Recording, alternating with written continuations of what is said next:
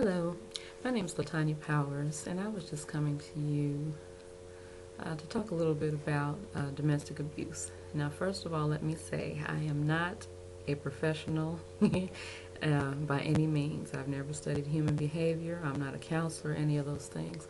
I'm just talking a little bit from personal experience growing up to give you maybe some insight on what happens inside of a home where there's physical abuse.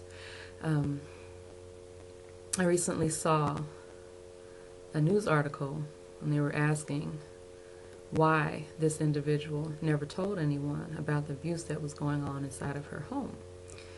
Um, First of all, when a woman is involved in a relationship with a man, whether it's by marriage or they're dating or whatever, the expectation is that this man is a protector. When the man violates that expectation by becoming an abuser, the world as a whole seems like a much less safer place. So you can't trust the one who's closest to you. So who can you trust under those circumstances? My freshman year in high school, my mother married a man who turned out to be an abuser. And she didn't know that at first, as most people usually don't. They did get married, and shortly into their marriage, he began to physically abuse her. Of course, as children, we didn't know anything about that. So we were unaware that that was going on. What did happen, however, is that he moved us from our hometown to the other side of the country where his family lived. So we grew up in Denver. He moved us to Ohio.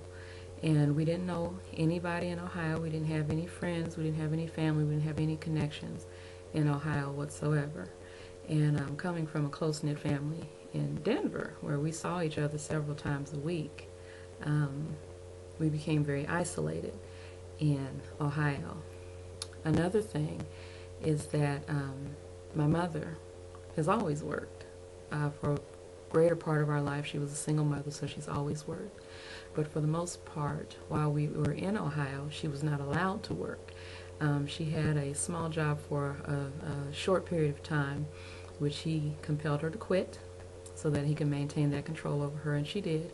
And she didn't really work anymore after that. Another thing I'd like you to understand is that people sometimes think that women who are in abusive relationships are somehow weak or unable to protect themselves or things like that. And I will tell you that I have never perceived my mother to be weak in any respect. She was always very strong. She was always a hard worker, very determined, and she was a drummer. Musician as a whole, but drums were her specialty. She was a drummer, so she really had a quick reflex as well. So to think that maybe she was too weak to defend herself is not something that happened, and I'm sure that's probably the case with a lot of women who find themselves in that situation. But like I said, what he did was he isolated us from our familiar surroundings. He isolated us from people who we knew and could trust, and took us to a place we were unfamiliar with, and basically held the family captive inside the house. Only time the children were able to leave the house is if we were going to school, and other than that, we would go to church all together as a family. There was no outside activity whatsoever for that entire time that we were together. And that's how abusers maintain their control, is they isolate people from their friends and family and others who might seek to protect them, or others who might detect that there's trouble. One instance that I distinctly remember, once we did, as the children, find out about the abuse, and as he began also abusing some of my siblings physically, I actually wrote a letter to one of my friends in Colorado, letting them know what was going on, and asking for help, just letting them know that if something bad happens to us, he might be the first person you want to look at. Well, somehow he intercepted the mailing and retrieved it and showed it to my mother, and I'm sure that probably caused a difficult situation for her, because then she compelled me to apologize for writing the truth about our abuser in a letter, because I guess somehow it hurt his feelings or something. He didn't believe that what he was doing was wrong. But anyhow, so I was no longer allowed to write letters, and of course, like I told you before, we didn't really have a whole lot of outside contact with our friends and family back home. Eventually, because my mother was not working, he had trouble keeping a job as well. So eventually we did end up moving back to Colorado, where our family was, because that's a place where we could have the financial support we needed to survive that we couldn't get in Ohio. So he was compelled to move us back to Colorado. The abuse did not stop, but it remained hidden until at some point I got tired of it personally, and something was happening one night, and I determined that I was going to tell somebody, and this was going to stop.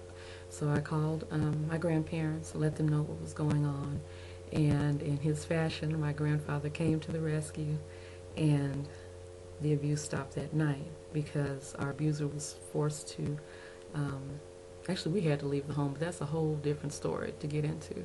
Eventually he did move out of the house, so we were able to move back in, and the abuse did stop because we told someone about it.